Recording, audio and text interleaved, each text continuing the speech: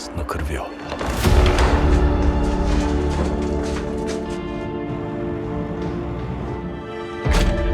A hočeš, da nas vse deportirajo?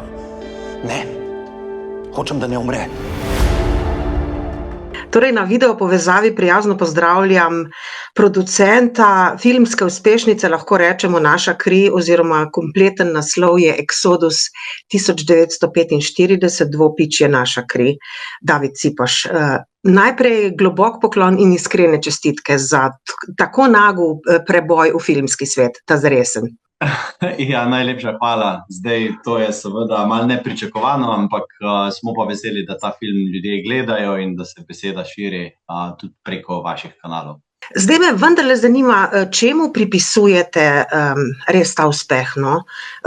Filma, kot vsak gledalec, tudi zahtevnejši, lahko opazi, ste se lotili z vso skrbjo, režijsko dodelan, scenaristično dodelan, ampak vendarle, kaj je pravzaprav formula tega uspeha silnega? Ja, se mi zdi, da jaz jemljem to celotno zadevo bolj kot eno pot in se mi ne zdi to, da bi rekel zdaj, da se je nekaj ful nenadoma zgodilo. V resnici smo to pot kar dolg časa tlakovali.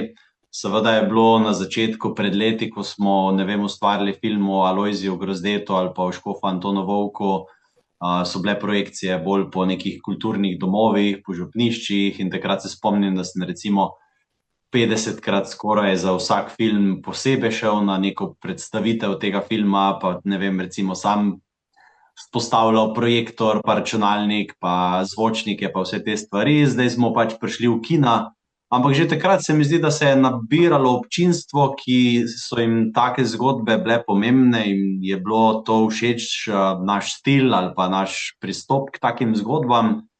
Zdaj pa je pač stvar prerasla do tega, da smo prišli do enournega igranega filma, ki si ga do zdaj nismo mogli mogoče privoščiti čist, pa mogoče niti nismo še razmišljali tako daleč, zdaj pa se je to končno zgodilo in kina seveda imajo raje daljše filme, imajo raje igrane filme in se je počasi nabralo to, da smo zdaj prišli do večjih številk, torej zdaj smo že čez 28,000 gledalcev v kinih, pa upajmo, da še malo raste to naprej, ampak je pač ena taka zelo sorazmerna pot, ki se je gradila dolg časa. To ni nič čez noč nastalo, zdaj smo tu dali veliko več energije v reklamo, torej smo zavestno šli v to, da bomo plačali kake oglase, da bomo en mesec pred filmom v kino že govorili o njem, kar zahteva pač veliko časa in zdaj smo imeli to srečo, da smo si lahko to privoščili in pač naredili res vse, kar smo znali in se naučili skozi prejšnje filme. To je vse res, ampak vendarle se mi zdi, vtis je tak, pa ne zgolj moj, da je vendarle tema tudi ne zgolj krščanska, če sem groba v izražanju, ampak vendarle zadeva tematiko leta 1945, tistih dni, ko je biti na eni strani biti opredeljen tako ali drugače bilo vendarle včasih celo tako tvegano, da je stalo življenje in to se v filmu tudi vidi. Bolj gre verjetno za to bolečino, ki še vedno ni živeta med Slovenci. Ja, gotovo smo dregnili v en del slovenske zgodovine, ki do zdaj ni filmsko bil pokrit, ne pa samo, da ni bil filmsko pokrit, ampak tako kot ste rekli, ljudje o tem skoraj da niso upali na glas govoriti. To so zgodbe, ki so se širile samo znotraj družin, znotraj sorodnikov in v resnici smo prvič dali tem zgodbam tudi priložnost, da jih povemo na glas.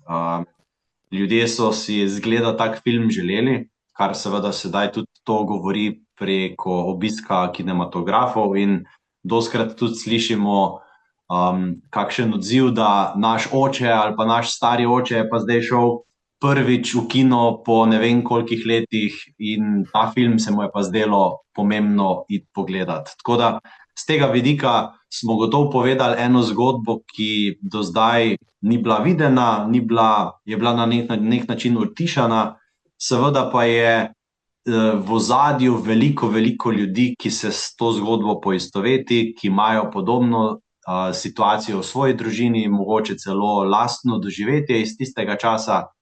In pač smo zgleda zaznali, da je v tem delu slovenske zgodovine še treba nekaj narediti. In da niso to samo herojske zgodbe, ki smo jih skozi jugoslovanska leta gledali na platnu, ampak da obstaja tudi druga plat, pa niti ne rabimo posebej politično se tule opredeljevati. Recimo naša zgodba govori bolj kot ne o civilistih. Recimo ta dva doktorja sta čist navadna civilista bila, nista hotela iti v partijo oziroma podpirati OF-a, nista pa bila tudi recimo domobranca, tako rečeno. Tako da gre pravzaprav za čist navadne ljudi, ki se takrat niso hoteli postaviti na eno ali drugo stran, so pa vseeno pristali na spisku, zato ker pa vseeno so bili proti komunizmu, vseeno so nasprotovali temu komunističnemu prevzemu oblasti in seveda je bilo takrat to problematično. Zdaj, zanima me, kakšna je res ta publika, ki prihaja v kinematografe? Obstaja kakšna statistika, vodite, imate kakršenkoli vpogled v to? To je drugače dobro vprašanje, ki bi ga tudi rad sam si odgovoril. Zdaj, publika se mi zdi, da je bolj kot ne taka, ki smo jo tudi mi vajeni. Torej, v resnici gre za publiko, po moje, malo starejšo, ampak zdaj, kar vidimo v kinih, je dostikrat tudi precej mlade publike, tako da bi zdaj dobil kak podatek okoli tega, bi bilo sicer zanimivo. Se mi zdi, da s tem filmom uspemo preseči to, da gredo naše filme gledati samo starejši, kar je pri recimo filmih o svetniških kandidatih moče malo bolj prezentno.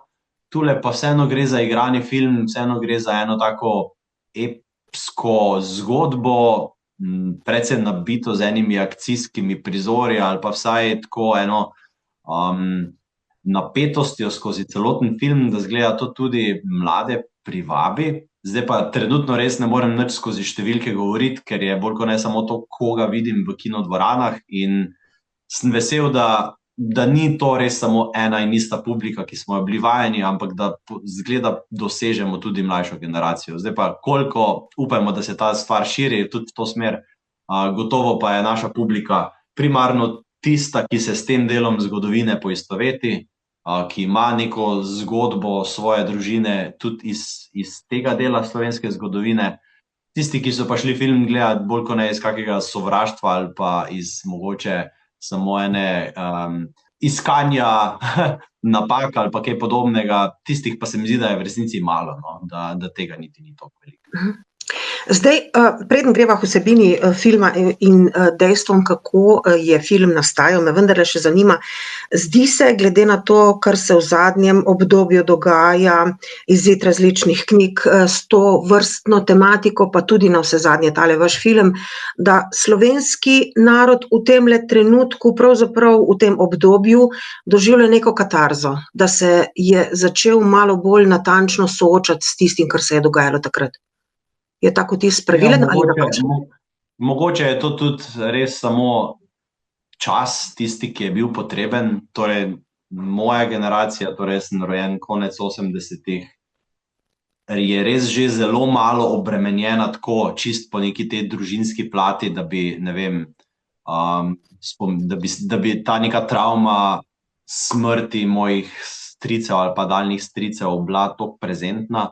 Še mogoče malo, ampak prihaja zdaj nova generacija, ki jim je pač ta del slovenske zgodovine dovolj odmaknjen, da lahko na njega gledajo drugače, kot samo s tem, da je nekdo še vedno ima penzijo, zato ker je bil njegov oče ali pa njegov stric tam pa tam. Tako da pač ta povezava se prekinja. Seveda še vedno ljudje, ki so takrat bili živi, še danes živijo, ampak ta razkol se mi zdi, da zdaj počasi postaja zelo očiten, da ni več direktne povezave do tistega časa, in upajmo, da lahko mi pogledamo z novimi očmi na ta del slovenske zgodovine. Slovenska politika je velikokrat izrabljala ta del slovenske zgodovine za razkroj našega naroda in mogoče neke prepire, ki niso potrebni, ampak politika to itak dostikrat počne. Kar pa si mi želimo v resnici narediti s takim filmom, je pa odpirati dialog da se lahko o tem pogovorimo, da tudi če ne navijamo ali pa recimo ne podpiramo ene politične usmeritve v preteklosti, lahko pa vsaj z nekim sočutjem pogledamo na ljudi, ki so se takrat v tistih situacijah znašli. In to je po moje najbolj pomembno, da znamo z sočutjem, z neko človeškostjo pogledati na te zgodbe, se v njih pogovarjati, pa mogoče se na koncu ne strinjamo o političnih odločitvah, ki so jih te ljudje sprejemali, ampak da vsaj vidimo ljudi kot ljudi. Zdaj pa vendarle me zanima, v kakšnih okoliščinah, zakaj ta film, odkot ideja, kdaj je pravzaprav ta ideja dozorela, da je treba tak film narediti? Ja, saj ta ideja v resnici nas je že kar nekaj časa spremljala, ko smo delali filme o teh svetniških kandidatih, kot sem rekel, recimo Lojzij Grozde, Škof Anton Volk, pa še kakšne druge zgodbe, ki smo jih v zadnjih 10 letih ustvarili, se velikokrat dotikajo ravno tega obdobja. In ta maj 1645 je kot neko stičišče ali pa neka skupna točka mnogih zgodb teh ljudi, ki se pojavljajo v tistem obdobju, in smo velikokrat slišali ali razne zanimive zgodbe, ki se dotikajo tega obdobja, ali pa samo neko povezavo z tem, zakaj so takrat ljudje morali bežati, zakaj so se izselili potem v Argentino, v Ameriko, v Kanado. In nam je večkrat taka zgodba prišla predstavljena kot tista, ki jo moramo se enkrat lotiti, in seveda smo imeli že več časa namen tudi o tem snemati. Leta nazaj je bila to ideja, da bo to en dokumentarc, potem smo šli posneti en kratek film Nebesa pod Triglavom par let nazaj, ko govori še sicer o medvojnem obdobju, pa mogoče malo bolj skozi otroške oči, ampak maj 45 in res ta beg iz Slovenije proti Koroški je pa tisti, ki nam je še ostajal, da ga moramo povedati. Na začetku smo tudi mislili, da bomo v prvem filmu uspeli povedati celotno zgodbo dogajanja teh dveh doktorjev, torej od Ljubljane do dogajanja v Vetrinju. V Vetrinju sta oba dva še odigrala precej pomembno vlogo in to upamo, da povemo potem v naslednjem filmu, ampak tako, v resnici delamo s tem, kar moremo, s čimer zmoremo, in pač trenutno je to ta enourni film, ki smo ga uspeli posneti, seveda upamo, da bomo nadaljevali. Je pa to problematična tematika tudi za razne razpise ali pa za javno financiranje, tako da pri tem filmu smo potem res bili primorani se osredotočiti samo na razne donacije, podpornike, ker je pač res ta del slovenske zgodovine problematičen. Ampak smo pa videli, torej, tako ste rekli čisto na začetku, da pa ljudje hodijo v kina in je to zgodba, ki jih zanima. Zdaj pa na nek način mora ta resnica priti na dan. Se pravi, financiranje je izključno brez državne pomoči, če rečemo temu tako, kot so razpisi, izključno donatorji? Tako, ja. To je, mislim, tudi na koncu filma v resnici vidite ljudi, ki so v zahvalah, niti niso vsi napisani, ker nekateri niti nočejo biti izpostavljeni, ampak v resnici je to film, kjer smo imeli popolno svobodo, kaj ustvarimo in kako zgodbo povemo, in v ozadju so pač ljudi, ki vidijo pri nas mogoče ne samo skozi ta film neko poslanstvo, ampak tudi skozi druge filme poslanstvo, ki ga delamo v Sloveniji, torej da prinašamo na platno, na televizije, pač pred publiko zgodbe, ki do zdaj niso bile povedane in si zaslužijo eno tako res filmsko upodobitev. Mi posebej dajemo pozornost še kaki vizualni plati, recimo tudi glasbena plat v filmu je kar pomembna nam, tako da poskušamo narediti najboljše, kar se da. Izbira ekipe me pravzaprav še zanima. Po kakšnem ključu ste zbirali režiserja, scenarista, igralce?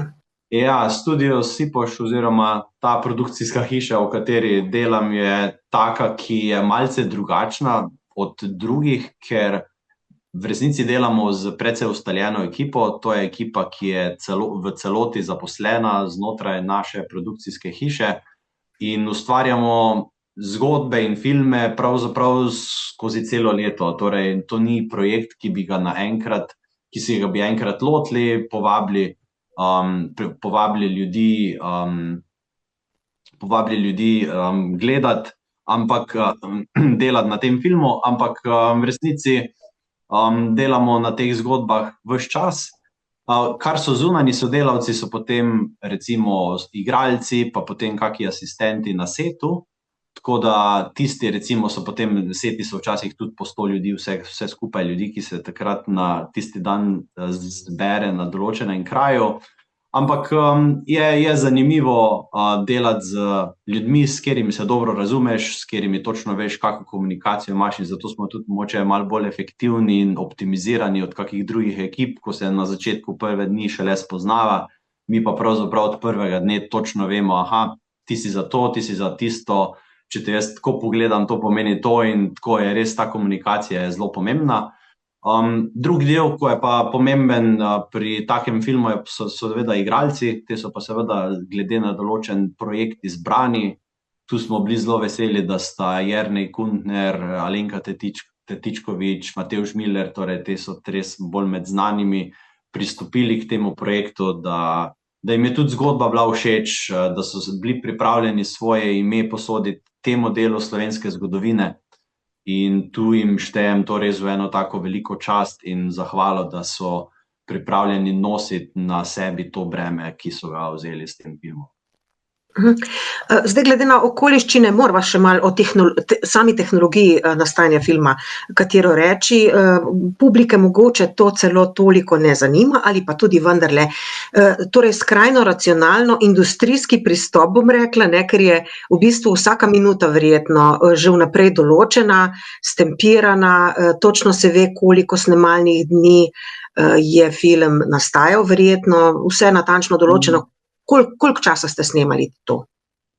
Ja, tak projekt v resnici za sabo kar povleče veliko ene logistike. Seveda je na začetku ta čas zgoščen bolj na posameznika, v smislu scenarista, režiserja, potem se začne priključevati produkcijska ekipa, ki začne scenarij razdeljevati v neke smiselne produkcijske dni. V tistih dneh ponavadi se to niti ne snema od začetka do konca filma, ampak se v resnici skače skozi celoten film, glede na dosegljivost igralca. V smislu, če imaš enega igralca, poskušaš s tistim igralcem posneti vse v tistem dnevu, ne pa da ga vsak dan za 2 uri kličeš na set. Ali pa recimo okoli lokacije, treba dostikrat zelo optimalno razporediti snemalne dni, torej če ena lokacija tekom filma 3-krat pač posnameš vse, kar se tiče tiste lokacije v tistem dnevu, ko imaš tisti set pripravljen, zato ker je tam veliko enih priprav, kar se tiče luči, pa scenografije, in marsikaj je treba bilo postaviti na novo. Recimo tudi ta operacijska soba, pa potem skoraj da cel ta sanatorij na začetku filma smo zgradili, recimo to operacijsko sobo smo postavili te stare elemente, en samostan v Mekinjah smo spremenili v te hodnike sanatorija, tudi tisto spremnico v resnici smo celo zgradili, kar se tiče tistega pulta. Tako da je kar nekaj ukvarjanja z scenografijo samo. Ta film smo posneli v 10 snemalnih dneh, kar je za celovečerni film v resnici zelo malo. Ko smo imeli res polne snemalne dni, od jutra do večera, včasih tudi v noč. Bilo je pa mogoče predvsem zanimivo to, da smo velik del filma mogli posneti z lokomotivo. Zdaj v Sloveniji ta stara lokomotiva v tistem trenutku ni bila delujoča, tako da smo mogli iskati naokoli in smo potem na avstrijskem Koroškem našli eno progo, ki je pravzaprav zaprta za ta njihov avstrijski potniški promet, in po tej progi vozi samo ta stara lokomotiva z vagoni. In ste to izkoristili verjetno, ne? Smo to izkoristili, ja. Sicer marsikdaj v filmu v resnici smo se poganjali z dizelsko lokomotivo, če nismo potrebovali videti stare lokomotive, ampak takrat, ko smo jo pa potrebovali, je pa pač za tisti en snemalni dan bila tudi prava lokomotiva na premog, in tisto je bila kar zanimiva izkušnja. Tam je v resnici zelo vroče not in snemati tam z kamero, z igralci, se tiščati v tisti majhen prostor je kar izziv bil. Tako da so taki produkcijski in snemalni zanimivi izzivi, ampak se nam je na koncu res vse lepo poklopilo. Tako da največ se torej zgodi res v tem produkcijskem času, torej od res teh nekih aktivnih priprav. To je pač bilo lani tekom nekaj mesecev, da smo se pripravljali na snemalne dni, potem tekom enega meseca se je teh 10 snemalnih dni zgodilo, potem pa stvar gre počasi v postprodukcijo, kjer je pa spet neka drugačna dinamika. Ja, tam se cela zgodba šele začne potem sestavljati in je tudi najbolj dolgotrajna in najbolj natančna in najbolj, kako naj rečem, natančna, čisto zadošča. Zdaj, zanima me še, film se pravzaprav konča precej, celotna zgodba, celotno dogajanje zelo nabito, zelo izdelano, bom rekla, na koncu bi pa jaz postavila 3 pikice, ne pike. Se pravi, vemo, da se bo film nadaljeval še. Se bo nadaljeval, bi moralo biti. Čisto na začetku, ko smo scenarij pisali, v resnici smo zgodbo začrtali od Ljubljane do dogajanja v Vetrinju, potem smo videli, da finančnih sredstev ni mogoče za 2-urni film, tako da smo ga potem zreducirali na polovico. Nek lok je bilo seveda treba narediti, tako da ta pripovedovalec, ki na začetku govori o tem, kako vojna loči ljudi na 3 skupine in na koncu z neko drugo konotacijo spet to ponovi, smo sicer naredili, ampak seveda ta njihova pot se še ni zaključila. Oni še vedno niso na varnem, se zdi, da so že na varnem, tudi skozi film večkrat slišimo, kako upajo oziroma so zelo prepričani, da bodo pri Angležih na varnem, pa v resnici se potem bo v naslednjem filmu videlo in tudi tisti, ki zgodovino poznajo, vejo, da pri Angležih v resnici niso bili tako varni, ker so bili potem vračani nazaj v Slovenijo in skoraj gotovo smrt. Tako da film se mora nadaljevati. V vsakem primeru moramo to zgodbo povedati do konca. Seveda je zdaj pred nami izziv financiranja, ampak mislim pa, da zgodba veliko ponuja, da se še iz tega drugega dela naučimo, kakšno vlogo sta imela ta 2 zdravnika in kaj se je dogajalo Slovenci, ki so takrat bili poslani nazaj v Slovenijo. Skozi celoten pogovor ste že povedali, ampak vendarle za tiste, ki še niso filma pogledali, sporočilo tega filma. Ja, zanimivo je eno tako kompleksno zgodbo dati v samo kakšen stavek, ampak meni se zdi, da skozi ta film lahko v resnici človek več stvari odnese, meni pa se zdi, da je mogoče to darovanje krvi za druge eno izmed pomembnih motivov, ki se skozi film tudi pojavlja. Že na začetku pri dr. Janez Janežu vidimo, kako je dal kri za enega angleškega pilota, samo zato, da mu je življenje rešil. Na koncu slišimo, kako smo večinsko ljudje tisti, ki smo strahopetni za svojo kri in se v resnici samo borimo, da to življenje preživimo. Seveda pa je skozi ta film eno izmed glavnih sporočil ravno to, da pa ljudje, ki so pripravljeni dati svojo kri za druge, pa ne samo dobesedno kri, ampak mogoče celo življenje, so pa v resnici tisti, ki se jih moramo spominjati. In ta film gotovo govori o takih ljudeh, ki se jih je vredno spominjati in jim je vredno dati en tak spomenik, mogoče tudi v filmski obliki. No, saj ta simbol oziroma te značke krvi so bile takoj res lepo naznačkane, lepo vidne. Kdorkoli to tako gleda, je videl, pa tudi tisti, ki tega ne gleda tako zelo, zagotovo tudi opazi. Vaš naslednji filmski projekt, če tega le pustiva ob strani, da se nateče dovolj financ, je pa verjetno tudi še kakšen. Ja, mi smo kar pridni v ekipi, tako kot sem na začetku rekel, nas je kar veliko, ki tu redno dela, tako da skozi leto veliko ustvarjamo tudi za ameriški trg, za njih delamo razne dramatizacije, za njihove dokumentarne filme. Letos ustvarjamo 3 epizode, ki jih imamo v celoti tudi, kar se tiče cele montaže in intervjujev čez mi, o 3 različnih mučencih, enih iz Mehike, recimo o Ivani Orleanski bomo tudi snemali, pa potem o 2 angleških mučencih, tako da to so take polurne epizode v angleščini za ameriški trg. Konec leta pa v kina prihajamo tudi z enim filmom, ki bo podobno dolg, mogoče celo malo daljši, ki pa govori o drinskih mučenkah. Te so torej izmed 5 mučenk sta bile 2 tudi Slovenki, ki so mučeniško smrt doživele med 2. svetovno vojno leta 1943. v Bosni in pač tam se je dogajala drugačna zgodba, ampak konec koncev tudi ta zgodba govori o tem, kako so bile pripravljene dati svoje življenje za Kristusa, zato je tudi naslov filma Kristusovi, ki govori tudi malce širše o trpljenju, o odrešenju, o Jezusu in pač o teh drinskih močenkah, ki so bile pripravljene dati življenje za Jezusa. Jaz se lepo zahvalim, David Cipoš, za tale klepet o filmu Naša kri in seveda še kakšno zlato rolo za ta film, pa seveda tudi za naslednji del oziroma drugi del, nadaljevanje te filmske zgodbe. Najlepša hvala za povabilo. Jaz res spodbujam ljudi, da si grejo ta film ogledati, če si ga še niso. Je pa to en pomemben spomenik našim prednikom, našim Slovencem, naši krvi. Vem samo, kam gre jutri zjutraj vlak in kam grejo tisti, ki predolgo čakajo.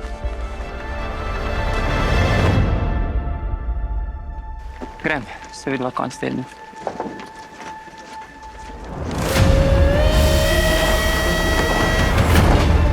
Pozor!